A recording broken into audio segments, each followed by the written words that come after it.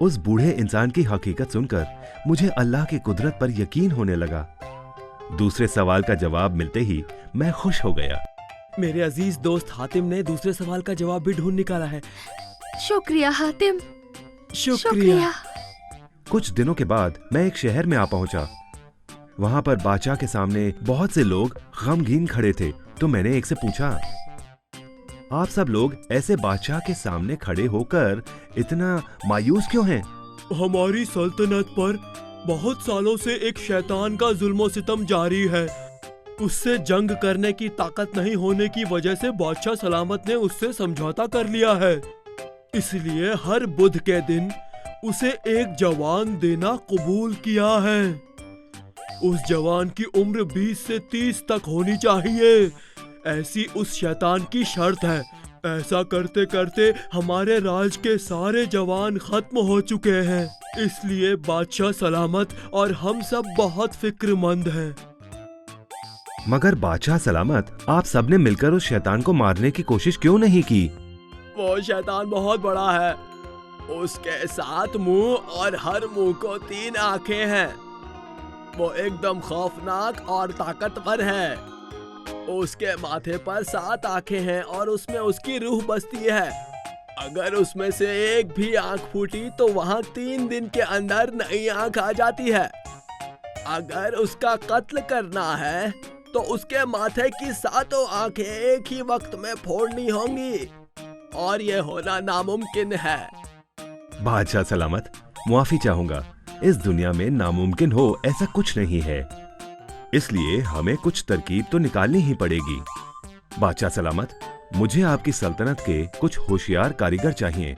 मैं उनके साथ कोई ना कोई रास्ता तो जरूर निकाल लूंगा।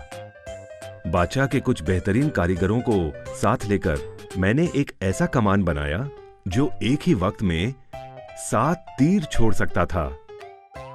कुर्बानी देने से थोड़ी कम दूरी पर हमने उन्हें छिपाया। मैं खुद वो औजार चलाने के लिए रुका और सामने वली अहद को बांध दिया।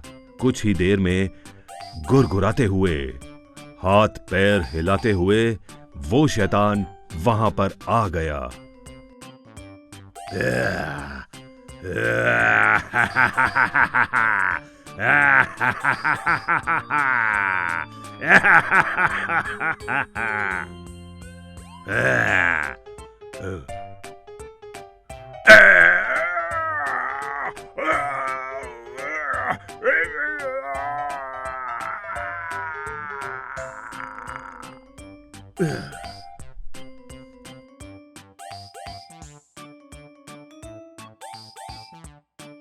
ऐ नेक दिल हातिम, तुम बहुत बहादुर हो।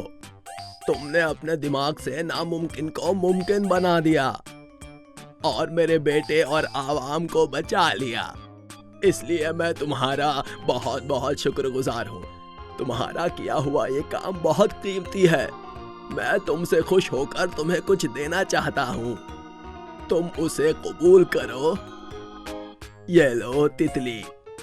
ये तितली जादुई तितली है और ये तितली तुम जहाँ चाहो तुम्हें वहाँ लेकर जा सकती है, मगर इसका इस्तेमाल एक ही बार हो सकता है। तुम्हारे अगले सफर में ये तुम्हारे बहुत काम आएगी।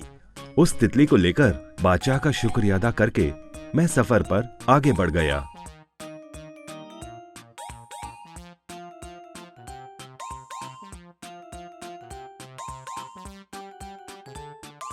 रास्ते में एक बहुत बड़ी गुफा दिखाई दी।